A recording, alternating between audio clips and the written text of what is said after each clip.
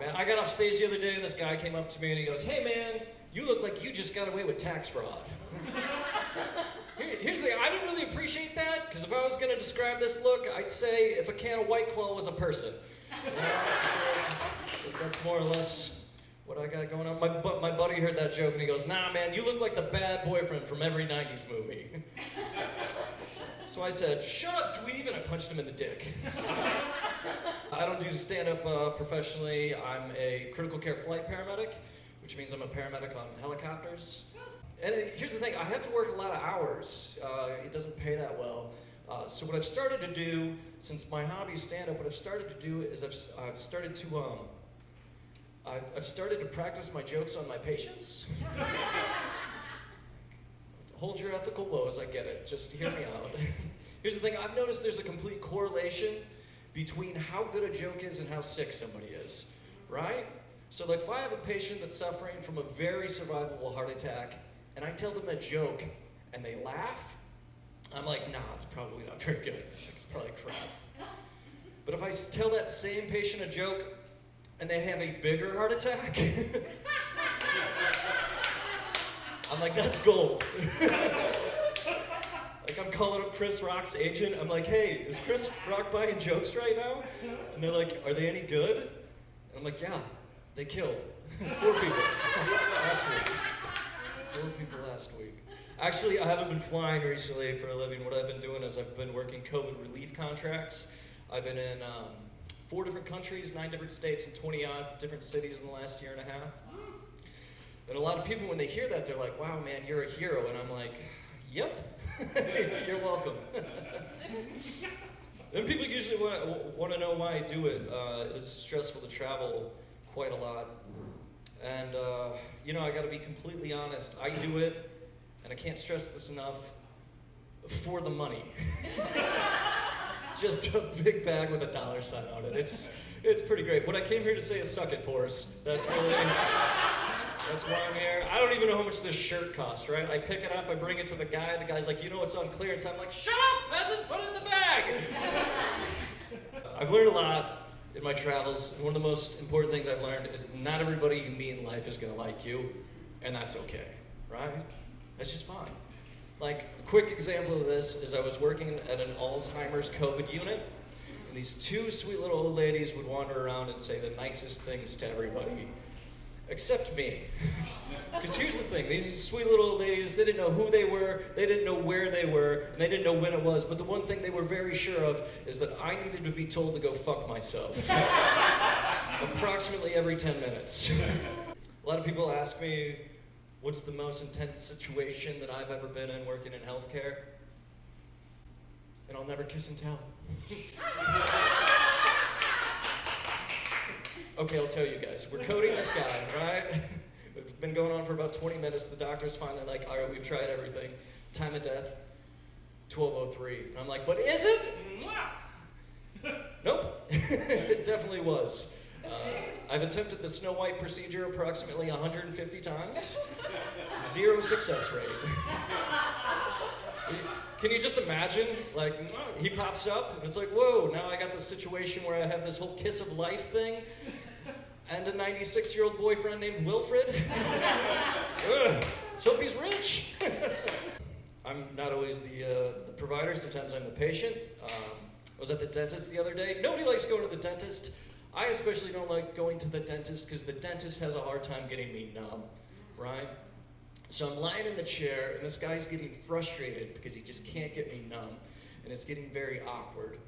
So to break the tension, I try to tell him a joke. And I go, hey man, is that old statistic true? And he's like, I don't know what you're talking about. I'm like, yeah you do, man, that old statistic from the Trident commercials. He just blows me off. He's like, I don't know what you're talking about. I'm like, yeah, you remember that 4 out of 5 dentists recommend becoming a real doctor. He didn't like it at all. Did not think it was funny. After about 2 more shots, he's finally frustrated and he just slams the needle down and he goes, do you know how much money I'm losing because you won't get numb? Like standard old white guy, right? Like he makes it my fault that he can't get his job done while he's inside of me.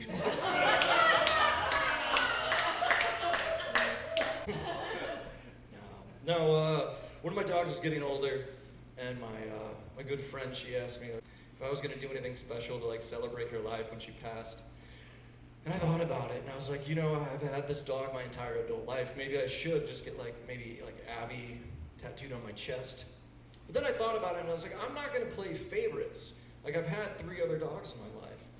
But then I thought it might be kind of weird to have like Maggie, Sadie with an I-E, and Abby tattooed on my chest, then with like a line through it and an arbitrary date. Might make dating kind of weird, right? Like, I'm trying to get intimate with a lady for the first time. I take my shirt off. She sees my chest and then just goes pale as a ghost. And you can just hear her inner monologue. She's like, okay, Jennifer, you did it again. We're gonna get out of this one. Okay, just stay calm. Don't set him off. Don't set him off. Stay calm. And then she just loses it. She goes, "Are those girls dead?" I gotta be honest with her. I say, "Yeah, but they were good girls." One of my favorite things about being older and looking older is now I can convincingly lie about being married to get out of doing shit I don't want to do. Like the other day I was at Home Depot and I accidentally made eye contact with a window vendor and then cut to 10 minutes later and I'm too polite to get out of this sales pitch that I have no interest in purchasing, right? So finally I just cut in with, "Hey man, these windows sound great and everything, but I'd have to talk to the old ball and chain before I'd make a big financial decision like that." And he doesn't miss a beat. He counters with, "Yeah man, my bitch of a wife is always costing my family money too." And I'm like, "Ooh, I don't want to agree with you." So I counter with, "Yeah man, my husband doesn't know shit about finance."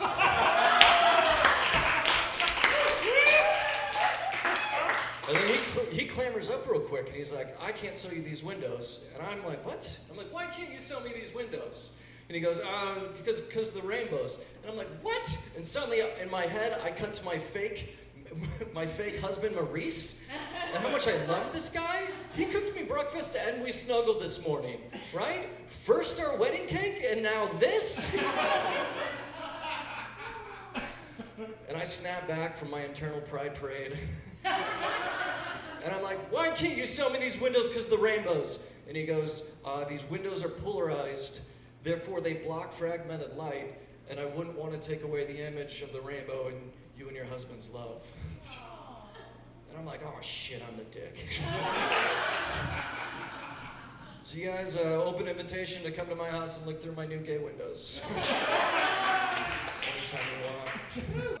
One of my last assignments, I was in Manhattan working in a COVID ICU, and on one of my last days of my contract, I show up to the unit, and luckily I got the assignment that I wanted. I knew the patients that I had very well, and I go into one of my favorite patients' rooms to medicate him. His name was Willie, and I give him his medicine, and he's intubated, but he's still conscious, and he can kind of communicate. And I'm talking to him, running some ideas by him. And finally, I get done talking to him, and all of a sudden he gets really excited, and he's got a whiteboard, and he starts to write on it, pretty excited and aggressively. And as I walk up to read what he wrote on his little whiteboard, I see him fall asleep. And what I see that he's written is Maggie, Sadie with an I-E, and Abby. And then he writes, "But they were good girls." And I'm like, "You son of a bitch, Wilfred! You fixed my joke!" And that's when I hear the monitor just beep. And I realized that I'm gonna have to give him the old Snow White procedure. You guys have a good night.